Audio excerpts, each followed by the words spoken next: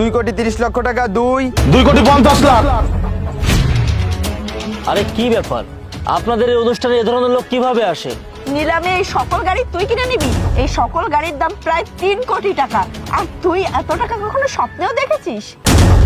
তোমাকে একটা কথা বলতে ভুলে গেছি, একটা কথা মনে রেখো। ওখানে কামরুল সাহেব নামে একটা লোক আসবে, উনি কিন্তু অনেক বড় মাপের লোক। ওনার সাথে খুব সংযমী হয়ে কথা বলবে, কোনো রকম বেয়াদবি যেন না হয়। আসসালামু আলাইকুম। আপনাদের অবগতির জন্য জানানো যাচ্ছে যে জনাব আলিমুল্লাহর এই ইয়ার্ডে 10টা পুরাতন গাড়ি আছে, যেটা এখন নিলামে ওঠানো হচ্ছে।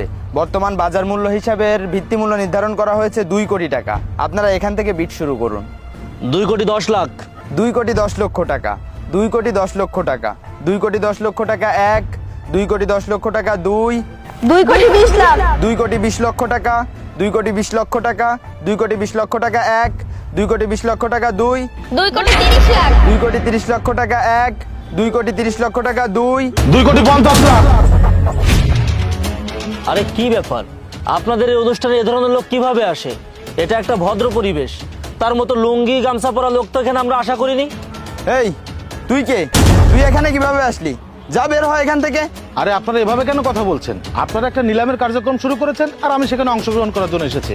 এত কথা না বলে আপনারা ডাক উঠান। এই ফকির, কি বললি তুই? নিলামে এই সকল গাড়ি তুই কিনে নিবি? এই সকল গাড়ির দাম প্রায় 3 কোটি টাকা। আর তুই এত টাকা কখনো স্বপ্নেও দেখেছিস? আরে ম্যাডাম, 3 কোটি টাকা হোক আর 5 কোটি টাকা হোক, টাকা তো কোনো বিষয় না। দাম দরে হলে আমি গাড়িগুলো নিয়ে নিব। তাছাড়া আপনি শুনলেন না যে আমি এখানে এসে 2,50,00,000 টাকা বিট দিয়েছি? এই পাগল, ফাজলামির একটা লিমিট থাকা দরকার। তোকে বাড়ি থেকে কে বেরোতে দিয়েছে? শোন, এমনি কিন্তু মন মানসিকতা ভালো না। আমাদের কাজ আমাদের করতে দে, তুই এখান থেকে যা। আমি একটা জিনিস বুঝতে পারছি না, আপনারা এমন কেন করছেন? আর আমি তো বারবারই বলছি যে এখানে একটা নিলামের কার্যক্রম হচ্ছে, আমি এখানে অংশগ্রহণ করেছি গাড়িগুলো কেনার জন্য। আমার যদি দাম দরে পছন্দ হয় তাহলে আমি সেখানে সবগুলো গাড়ি নিয়ে নিব। এই ফকির কামলা, তুই যে বললি এইসব পুরাতন গাড়ি কিনবি, আবার তুই 2,50,00,000 টাকা বিটও করলি। তোর কাছে তো মনে হয় না খুঁজলে 250 টাকাও পাওয়া যাবে। দেখুন ভাই, কার ভেতরে কি আছে এটা কিন্তু উপর থেকে দেখে বোঝা যায় না।